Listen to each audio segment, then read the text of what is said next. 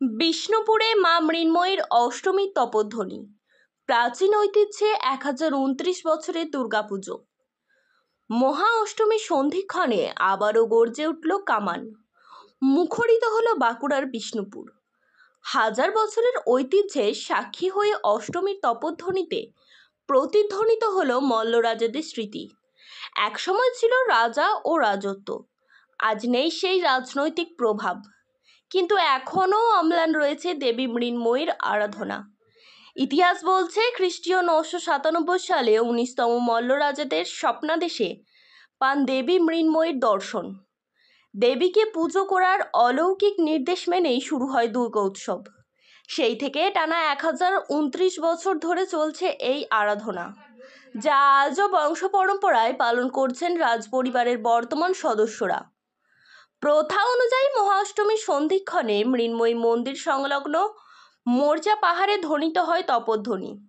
কামানের গর্জনে জানান দেওয়া হয় দেবীর মহাপুজোর সূচনা। এই অনন্য প্রথা প্রত্যক্ষ করতে প্রতি বছর ভিড় জমে বিষ্ণুপুরে। দর্শনার্থীদের কাছে তপধ্বনি শুধু এক ঐতিহাসিক মুহূর্ত নয়, বরং আধ্যাত্মিক আবেগেরও প্রতীক। এভাবে যুগের পর যুগ পেরিয়েও মল্লরাজাদের প্রতিষ্ঠিত মা মৃন্ময়ী দুর্গোৎসব আজও বহন করছে বাংলার প্রাচীন সংস্কৃতি ও ঐতিহ্যের দীপ্ত উত্তরাধিকার। পুরনো রীতিনীতি মেনে সেই প্রাচীন কাল থেকে এই প্রথা চলে আসছে। সেই প্রথায় আজকে অষ্টমীর দিনে সেই পালন করা হলো এবং আমরা সকলেই উপস্থিত ছিলাম। আমি এবং আমাদের এখানে বিষ্ণুপুরের মহকুমা প্রশাসন, পুলিশ প্রশাসন সকলে মিলে আমরা তার সেই সন্ধিক্ষণে সাক্ষী থাকব।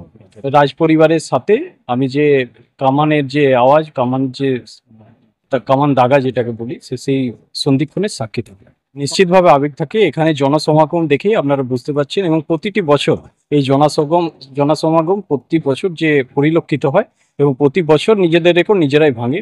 এত মানুষের জনসমাগম প্রমাণ করে যে মানুষের আবেগ এর সঙ্গে জড়িত আছে। না, আমি এখানকার বাইরে থেকে এসেছি, আমার বাড়ি পুরুলিয়াতে। খুব ভালো লাগে। না, এগুলো কথা দেখিনি, এই ফার্স্ট পায়েল দোকান। অসম্ভব ভালো লাগছে।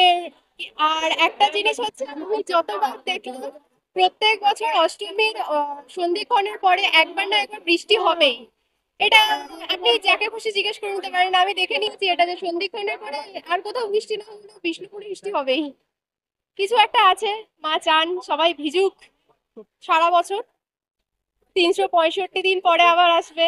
365 দিন কি, এর পরের বার তো পুজো আরো পিছিয়ে যাচ্ছে, আরো পরে আসবে। প্রচন্ড ভালো লাগা। অনন্যা দাস।